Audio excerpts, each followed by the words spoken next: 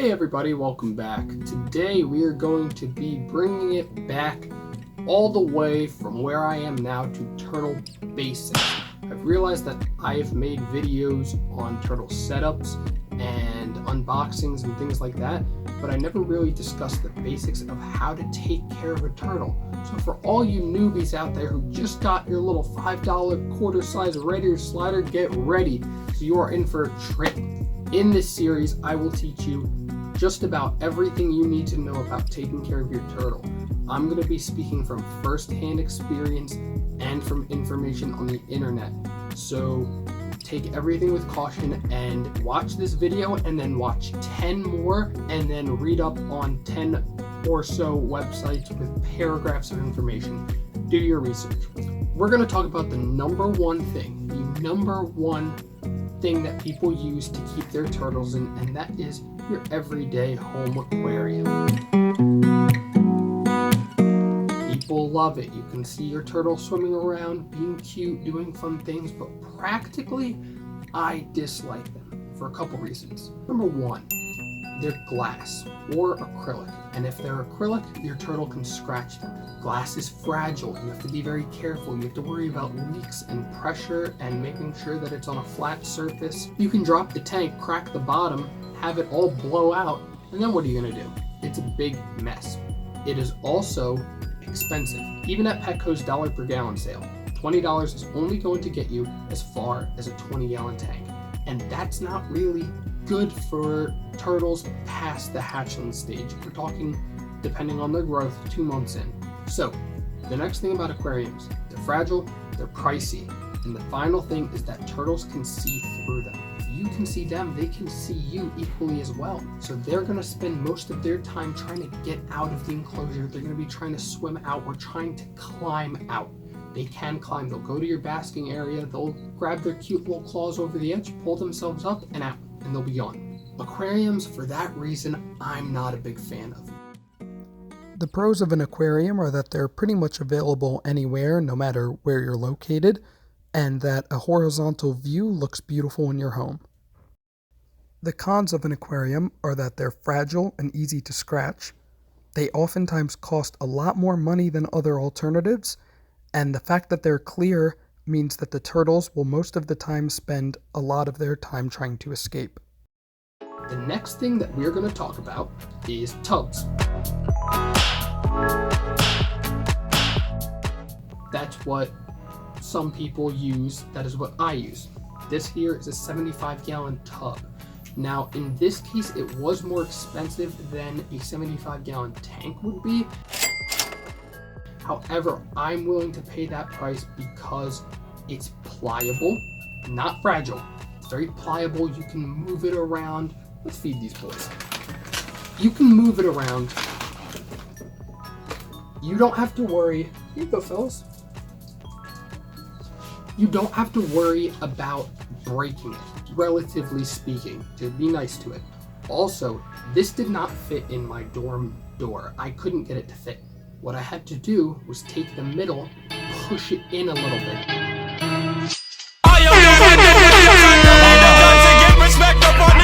In that fashion, I was able to squeeze it through and get it to fit.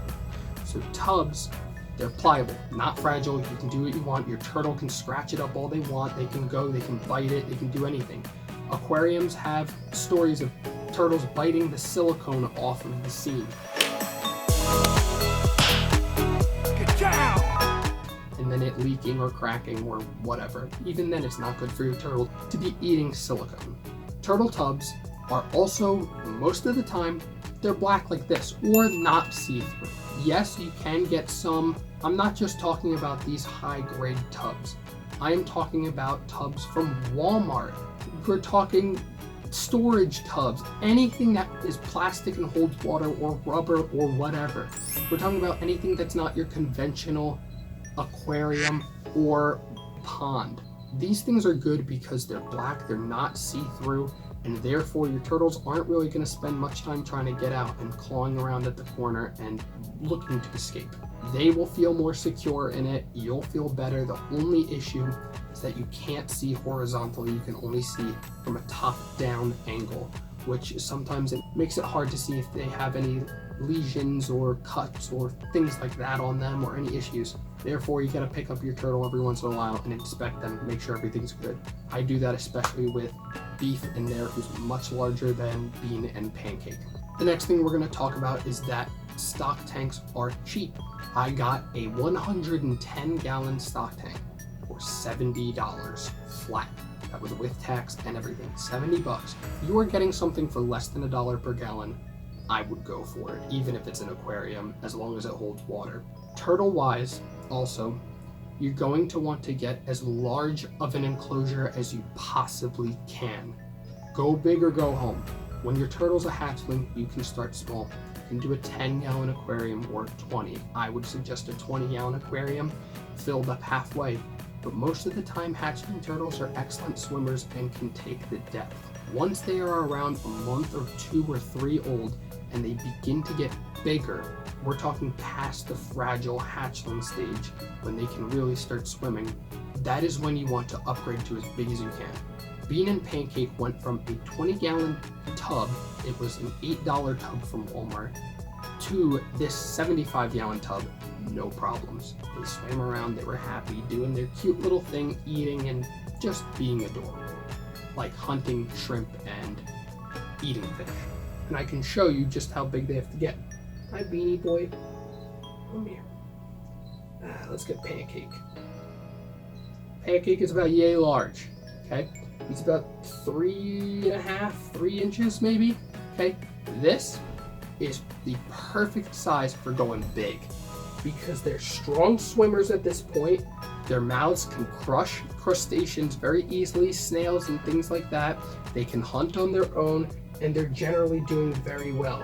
Now I'm gonna show you Bean. He's a little bit smaller possibly, but he's doing well.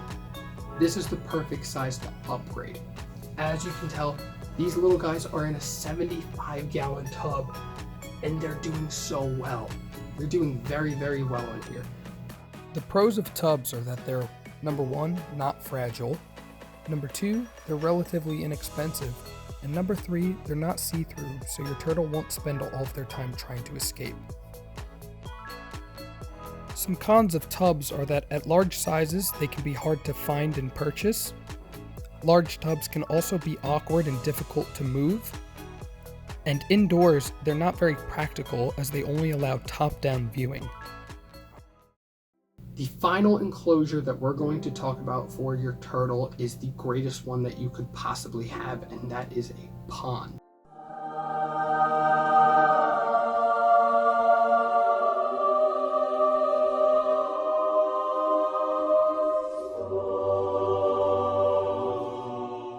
Now by pond, I mean outdoor enclosure. Although I sometimes refer to this as the pond, if you get it outside, I would call it a pond. Right now this is just a tub. If it's outside, it's a pond. So ponds are great, or you can build your own.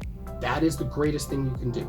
But when building your pond, you're gonna wanna do steep walls so raccoons can't wade in and grab your turtles. Ponds are excellent because they're usually very, very, very, very large.